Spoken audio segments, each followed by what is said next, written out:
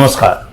अभी वर्तमान में सुप्रीम कोर्ट में एक बहुत बड़ी बहस चल रही है और वो बहस है वक्फ बिल को लेकर के। कई संगठनों ने वक्फ बिल के विरोध में सुप्रीम कोर्ट में याचिकाएं दायर की हैं, लेकिन दूसरी तरफ देश के एक पूर्वोत्तर हिस्से में आप जहां पर देख रहे पश्चिम बंगाल में, मुर्शिदाबाद हो या बंगाल के कई शहर हो, यूं लग रहा है कि वो बांग्लादेश में जिस तरह से पहले हिंदुओं पर अटैक हो रहा था उस तरह का अटैक हो रहा है। क्यों? वक्फ बिल के विरोध में।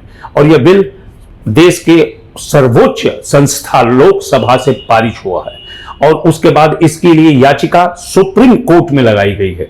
उसके बावजूद राज्य में, कई राज्यों में, खास करके बंगाल में उनको इतनी ज्यादा सह दी जा रही है कि उस वहां पे लोग पलायन करने को मजबूर हो गए हैं। अब मैं आपको बताता हूं, वक्फ बिल के फेवर में जो वकील खड़े हैं वो कपिल सिब्बल हैं। कपिल सिब्बल कांग्रेस के राज्यसभा के सदस्य हैं और कांग्रेस के चश्मे से वो दलील भी कर रहे हैं सुप्रीम कोर्ट के अंदर में, जहां देश के 3 मुख्य न्यायमूर्ति बैठे हुए हैं।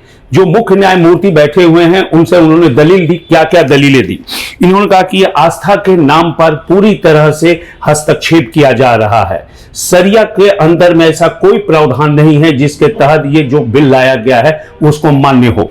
दूसरी तरफ उन्होंने कहा कि 20 करोड़ मुसलमानों के धनों के ऊपर हड़पने की साजिश है। उसके बाद उन्होंने कहा कि बिना डीड कि क्या हम वक्फ में अपनी संपत्ति को दान नहीं कर सकते, जमीन को दान नहीं कर सकते। उन्होंने यह भी कहा कि 300 साल पहले का अगर डीड सरकार मांगती है तो मुसलमान कहां से ला करके देंगे। और उसके बाद यही नहीं, यह देश शरिया से चलेगा या संविधान से चलेगा, जो संविधान लेकर के कुछ लोग अपने पॉकेट में दिखाते चलते हैं, संविधान की रक्षा करने वाले, उनके ऊपर भी बहुत बड़ा प्रश्न चिन्ह है।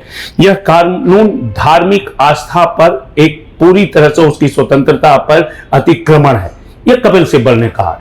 लेकिन CJI, chief justice of India ने उनको आड़े हाथ लिया है और उन्होंने ऐसे से तल्ख टिप्पणी की। पहली टिप्पणी उन्होंने की कि सभी ऐतिहासिक धरोहर हैं जो सुरक्षित रहेंगे, क्योंकि कपिल सिब्बल ने जामा मस्जिद का जिक्र किया था। दूसरी बात उन्होंने कहा कि बार बार कानून बदलने की दलील न दें सिब्बल साहब, क्योंकि कानून बदलने के लिए याचिका नहीं दायर हुई है।